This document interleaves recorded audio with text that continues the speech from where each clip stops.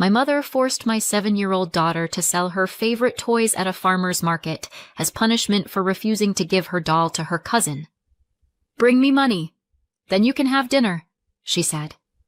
My sister bought that doll for $1 and gave it to the same cousin as a gift. When I found out, I didn't shout. I took action. 19 hours later, their lives started falling apart. The business trip dropped on me like a bad punchline.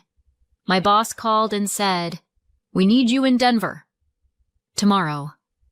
Because apparently, I have no family, no child, and no need for oxygen or basic human preparation. My husband was overseas, so the choice was either tank a major project or leave my kid with someone. Well, almost someone. I called my mother. Not because I wanted to. We've never exactly been a hug and cookies kind of duo, but she was the only person who could stay at our place for a week. I wasn't expecting warmth. Just food, bedtime, and basic survival. We already had cameras around the house, mostly for security. Mom didn't know about them. If she had, she probably would have behaved better. Then again, maybe not. Friday went fine. I called that evening. Everything sounded normal. Sophie told me Grandma made lunch and let her watch old cartoons. I actually relaxed for a second. Everything's fine, I told myself. Because I'm an adult. Responsible. Calm. Cold, if needed. Saturday. I buried myself in work and didn't call until late. Sophie sounded a little down, but didn't complain. "I'm fine, Mom." "We were cleaning?" "Yeah. Grandma said I did great." That raised a flag. If my mother is handing out compliments, there's always a guillotine nearby. But I told myself not to overthink it. Cleaning's not a war crime. I checked the cameras for a second. Living room, kitchen, all quiet. Closed the laptop. Went back to work. Now I know, Saturday was when my sister Diana came over with her daughter Leah. And that's when everything started unraveling. But I didn't watch that footage that night. Sunday was chaos. Meetings, deadlines, coffee on repeat. By the time I got back to the hotel, it was almost 11. Dead tired. I called home. Mom answered, calm as a cat. "It's late." "She's asleep. Don't worry. Everything's under control," and I fell for it. Took a shower, got into bed, opened my phone. Habit. Check emails before sleep. There it was. A message from Claire. She's a friend. Sometimes helps with Sophie when I'm stuck at work. Subject line. "I saw Sophie today." I opened it. "Laura, I'm sorry if this isn't my place, but I saw Sophie at the farmer's market today. She was selling her toys. She said her grandma told her to, so she wouldn't be greedy. She looked really sad. I bought a few of her favorites and promised to give them back. I even took a short video. I couldn't just walk away. I'm sorry if I'm overstepping, but it broke my heart." I read it 3 times. The word selling refused to make sense. I opened the attachment. The video was shaky, filmed on a phone. My daughter stood there, shoulders hunched, beside a box with a handwritten sign. "Toys, $1." She was clutching her favorite doll, whispering to it. People walked by, some smiled, some bought something. She thanked them softly, barely moving her lips. Then Diana appeared in the frame, smiling the way only someone can when they know they're being cruel and enjoying it. Leah was with her. Leah pointed at the doll. "I want that one." Sophie pulled it closer, and without blinking, Diana pulled out $1 and said loudly, "Well, now you're sharing." "Good girl." She yanked the doll right out of Sophie's hands. Then Mom showed up from the side and said, "Finally learning something." She took the crumpled bills from Sophie's hand. "See? You earned your dinner. Not so bad, is it?" Sophie lowered her head and wiped her eyes with her sleeve. The video ended there. I didn't sleep all night. At first, I just stared at the screen. Then I opened the home cameras and watched everything. Friday, Saturday, Sunday. Trying to find the exact moment I failed as a mother. On Saturday's footage, I saw it. Diana's visit. At first, it looked harmless. The girls were playing with that same doll, pink dress, curly hair, the Christmas gift Sophie adored. Then Leah announced she wanted to take the doll home, just for a day. Sophie said no, calmly. No drama. Just no. Leah started yelling that she was selfish, tried to grab the doll, and by the time Mom and Diana ran in, both girls were screaming, pulling it in opposite directions. "What's going on here?" Mom barked. Leah burst into tears.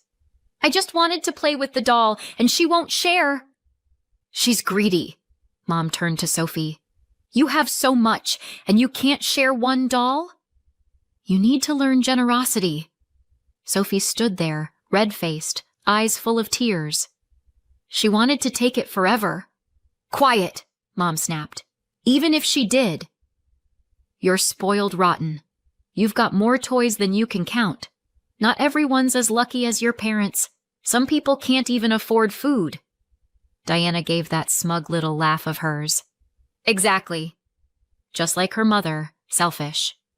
That's when Mom grabbed a box of toys and started tossing them into a bag. "Fine. Since you don't know how to share, you'll sell these tomorrow. Maybe then you'll learn how money works. Go earn your own. And stop crying. This isn't pain. It's shame." Sophie whispered through tears. "Mom won't let me." "Your mom doesn't teach you real life." Mom cut her off. "Tomorrow morning, you'll take this box and go." "Bring me money. Then you can have dinner." My head started pounding. Black dots flickered in front of my eyes. I had to stop the video, drink some water, breathe. Then I hit play again. Saturday's footage was done. I switched to Sunday morning. Grandma was holding the box. She opened the front door and said, $5. Don't come back until you earn it." They walked out. The door shut behind them. That night, they came back. Grandma dumped the crumpled bills onto the table, counted them, then spooned food onto a plate. "There. Now you can eat." Maybe you'll understand how hard money is to make. Sophie sat hunched over, silent, chewing slowly. I stared at the screen, and it hit me. This was my kitchen, my table, and a woman I used to call Mom was tormenting my child in it, while I sat hundreds of miles away pretending I had no choice. But I did, and I was done pretending. The decision came easy, too easy. I opened the airline's website and bought the first ticket home. Next flight out tomorrow morning. Then I emailed my boss. "Family emergency. I'm leaving." Didn't ask permission, just told them. They'd survive without me. My kid wouldn't. I opened the door quietly and froze. From the kitchen, I heard my mother's voice. "Write neatly. This is a lesson. Read what you wrote." The hallway smelled like overcooked vegetables and something slightly burnt. Then I heard a small, shaky voice. My daughter's. "I'm sorry, Aunt Diana, for not sharing my toys and for upsetting Leah." I stepped closer. Sophie sat at the table, staring down at a sheet of paper covered in wobbly letters. My mom hovered over her like a school teacher punishing a bad student. "What the hell is going on here?" I asked quietly. Mom turned, startled, but recovered fast. "Oh, look who's back," she said dryly. "Teaching your daughter some responsibility." Someone has to, since her mother's always at work. "Responsibility?" I picked up the paper. "You call this responsibility? You're making her apologize for not giving away her own doll. That's not discipline. That's cruelty." I tried to keep my voice steady, not to scare Sophie. Mom frowned. "How do you even know about the doll?" "Sophie, come here, sweetheart," I said. She looked up. Her eyes were red, her little nose blotchy. Then she jumped off the chair and ran to me, clinging to my waist. I kissed her head. "It's okay, baby." "I'm here." Then I saw it. A trash bag on the floor, half full of toys. Taped to it, a handwritten note. For kids who don't have toys. "What the hell is this supposed to be?" I asked. Mom answered in that same calm, icy tone. I'm trying to teach your child something. Generosity, for example. So she's supposed to give away all her toys? Not all. Just the extras, she snapped. She's turning selfish. Everything's about her, Mom, I said, trying to keep my temper. Since when does teaching to share mean humiliating a child? She flared up instantly. Humiliating? Are you kidding me? I'm teaching her respect. She's growing up like a little princess. Everything handed to her. Someone had to do what you clearly can't. And making her sell her toys on the street. That's your idea of parenting? I asked, staring straight at her. Her eyes narrowed. Where did you get that from? I saw it. Saw what? Everything, I said. There are cameras here, Mom. And I've seen the video from the market, too. She went pale. You were spying on me? You don't trust me? Apparently, for good reason. The cameras have been here for months. You just didn't know. She tried to laugh it off, but it came out ugly. God, you're paranoid. Cameras, surveillance. Unbelievable. Yeah, I said. A paranoid woman who now knows exactly how you and Diana treated my daughter. Mom went silent for a beat, then said sharply, I was trying to help.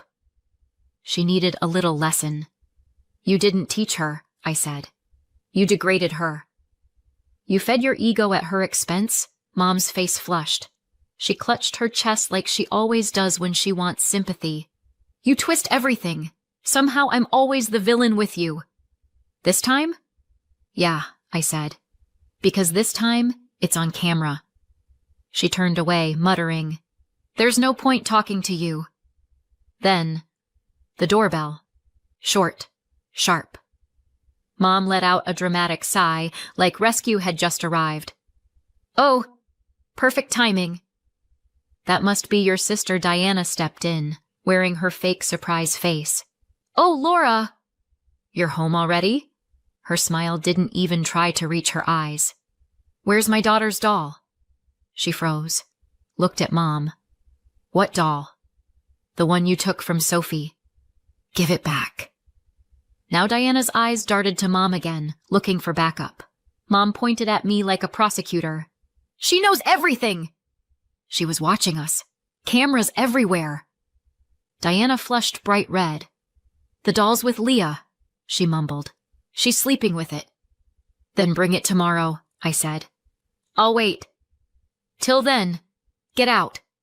Mom stiffened, chin lifting like she was leading a parade. You're kicking us out? When you needed help, it was all Mommy, please, and now it's get out? I smiled thinly. With help like yours, who needs enemies? We were trying to do what's best, Diana snapped. Mom squared her shoulders. Fine. We'll leave. Enjoy your little spy house. Gladly, I said. Just make it quick. Mom took forever to pack her things, yelling the whole time about how ungrateful I was. Eventually, the door slammed behind them, and the house went quiet. Sophie looked at me, uncertain. Grandma said I'm bad, she whispered. She said I'm greedy. That I'll make you sad. And you believed her? They took my toys. Even the teddy bear said I didn't deserve them, and they told me not to tell you on the phone, so you wouldn't get upset. I sat down beside her. Listen to me. What they did was wrong. She bit her lip, silent. Taking away something you love just to teach you a lesson isn't discipline, I said. It's cruelty. But Grandma said Grandma was wrong. Adults get things wrong too, you know. She sniffled. I just didn't want Leah to take my doll. She said she'd bring it home. I know. And you had every right to say no.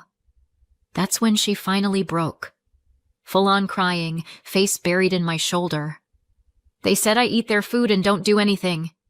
Perfect, I said. Then tonight, you've earned dinner for two. She gave a wet little laugh. What about Teddy? Tomorrow we'll go see Claire and get him back. Then we're getting ice cream. Really? Really. After dinner, she fell asleep on my lap. I just sat there, afraid to move. From exhaustion, from tenderness, probably both.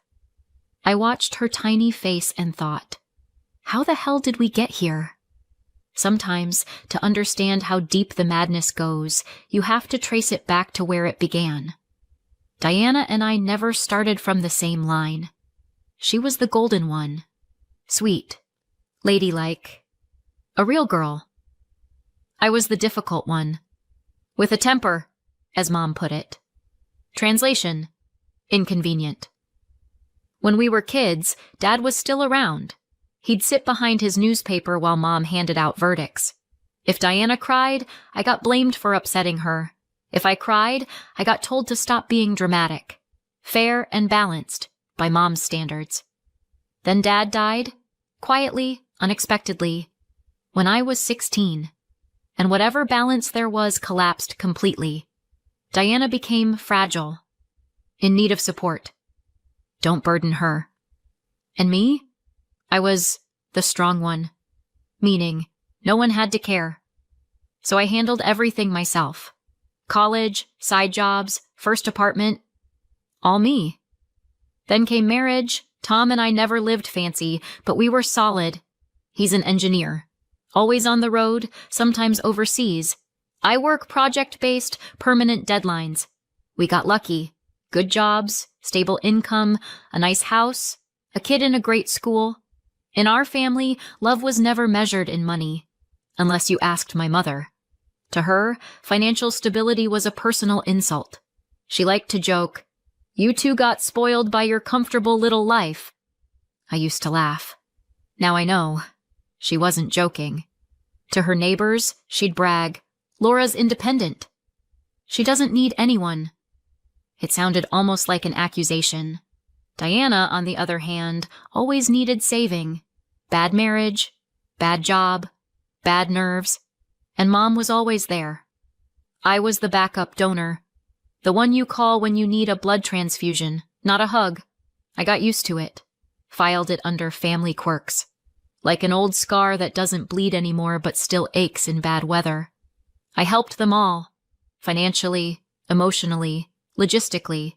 Mom, Diana, even Diana's sickly dog. They never said thank you. It was just expected. Then 2 months ago, I said no once, and the world fell apart. They'd decided, Mom, Diana, and little Leah, to rent a beach house for a week. A little break. Didn't invite me. Just sent me the cost breakdown, like it was my bill to pay. I told them I couldn't swing it right now. Tax season, the AC had just died. Replacing it was like buying a car on credit, and school fees were coming up. I even offered to pay part of it. Mom got offended, said I was always full of excuses, then hung up. After that, things went cold. No fights, no yelling, just cold. And like an idiot, I thought it would blow over. It didn't. They decided to take it out on my daughter, a 7-year-old kid. But now I know one thing for sure. No one touches her again. Not under the excuse of teaching, not out of spite. Not for a lesson. This time, it ends here. The next evening we went to Claire's. Sophie held my hand the whole way, like she was afraid I'd disappear again. Claire was already waiting for us. The toys were packed neatly in a bag, and the teddy bear, her favorite, sat on the couch, a little dusty, bow slightly crooked, but safe. Sophie hugged him so tightly it made my eyes sting. "Thank you," I told Claire. "For everything." "Oh, please." She waved it off. "I'm just glad I could help."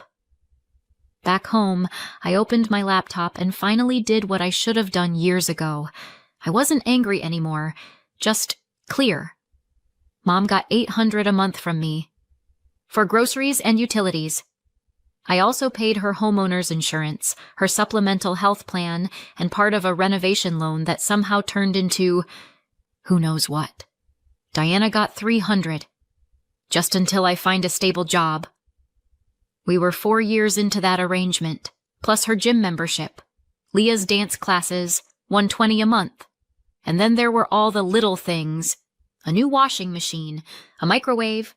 Add it all up, and I was dropping over $2,000 a month. My own private charity, the Idiot Family Fund. I used to think that if I stopped helping, I'd be a bad person. Now I know. Bad people aren't the ones who stop paying. They're the ones who stay silent while their kid gets humiliated. I opened my bank app. Click. Cancel transfer to mom. Click. Delete Diana's template. Click. Unlink my card from Leah's dance school. Each click felt like a gunshot. Quiet. Precise. Strangely satisfying. When I was done, I actually felt lighter. I typed a single message, one for both of them. Starting this month, I'm ending financial support. Take care of yourselves. No explanations, no apologies, just a period. 10 minutes later, my phone started ringing. Mom. I ignored it. Then Diana. Then Mom again. Text after text started popping up. Have you lost your mind? We're family. After everything I've done for you? Everything she'd done for me ended about 30 years ago. I turned the sound off and washed my face. The mirror showed a woman who finally picked a side. Not theirs, not neutral. Her own.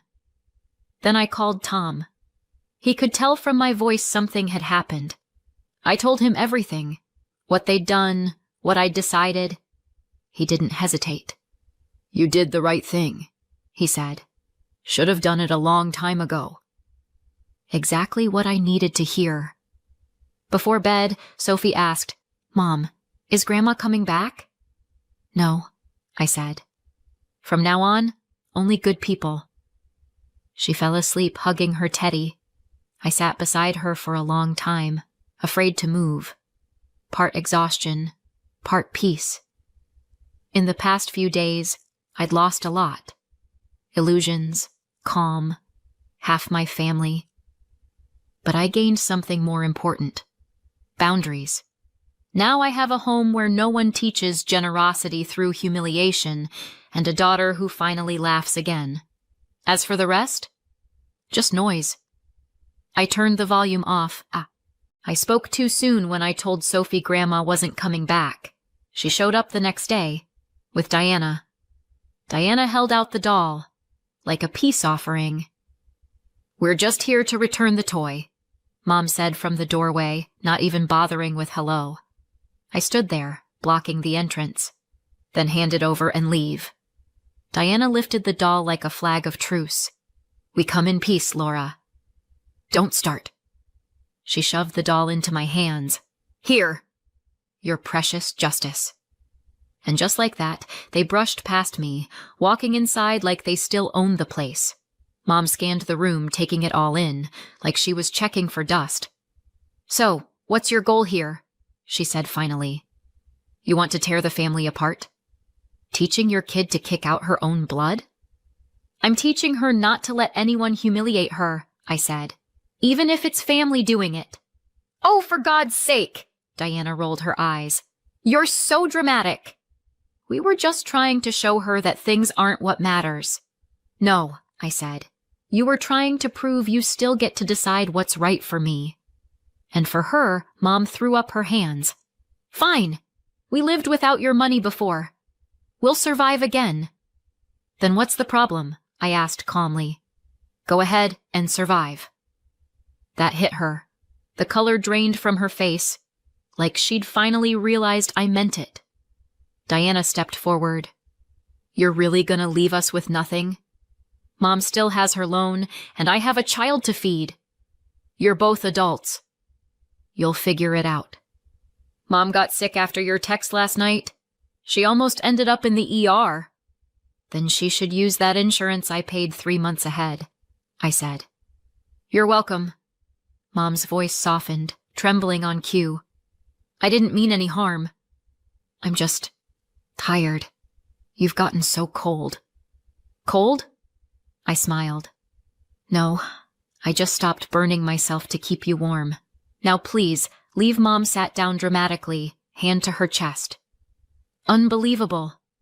Your own mother, thrown out by her daughter. I stayed silent. We lie awake at night, wondering how to make ends meet, she went on. And you just erase us. A single tear rolled down her cheek. Theatrical, perfect timing. I looked at her and felt nothing but recognition. That wasn't pain. It was a performance.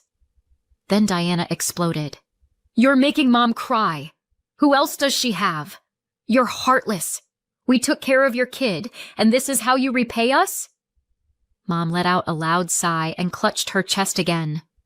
My head's spinning. Must be my blood pressure. My heart's acting up. Funny, I said. Your blood pressure only spikes when things don't go your way. She straightened up, all traces of weakness gone. Her eyes turned sharp. I'll tell everyone what you've done. How you threw out your mother, left her penniless. I'll write to your work, to our relatives. I reached for my phone, calm. And I'll show everyone this, I said. The video where you tell a 7-year-old she doesn't get dinner unless she makes $5 selling her toys. Silence. I hit play. I'd edited together the worst moments from different days. No commentary needed. By the end, Diana looked pale. Mom's face hardened. You're bluffing, she hissed. I tapped send. No bluff. You've got mail. Full HD. And if you start spreading lies or go near Sophie again, I'll send it to the police. And to Leah's school. Let's see how CPS feels about your parenting style. The air went thick, syrupy, heavy, suffocating. Mom jumped up like she'd been stung. Fine. Live alone then. Without family, without conscience. Gladly, I said. And with a clean one. The door slammed behind them. Sophie peeked out from her room. Mom, are they gone? Yeah, I said.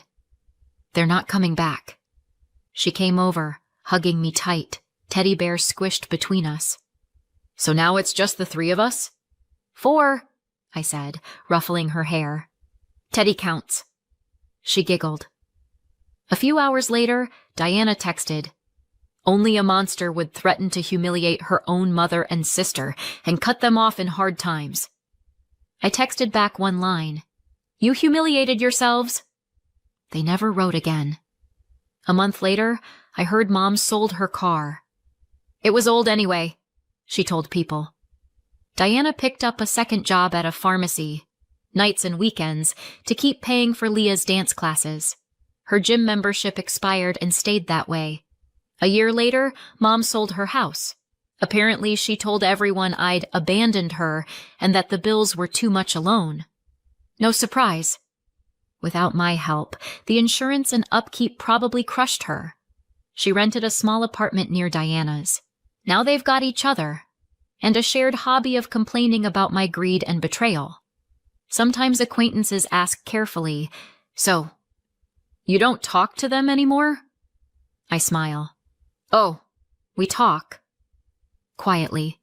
Every time I remember what they did to my daughter at home, things are peaceful. Sophie's growing. Steady, confident.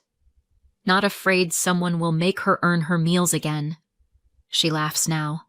The other day she drew a picture of a house. Bright, pink shutters, big sun above it. This is ours, she said. And I told her she was right. Sometimes I wonder, maybe I went too far. Maybe I should have forgiven, tried to explain. Then I picture Sophie standing by that box of toys, eyes red, clutching her doll. And I know, no, I did the right thing. What do you think? Was I right? Or should I have done something different? Let me know in the comments. And if this story hit close to home, subscribe to the channel. There are plenty more stories like this, about mothers who protect their children, even when the whole world tells them not to.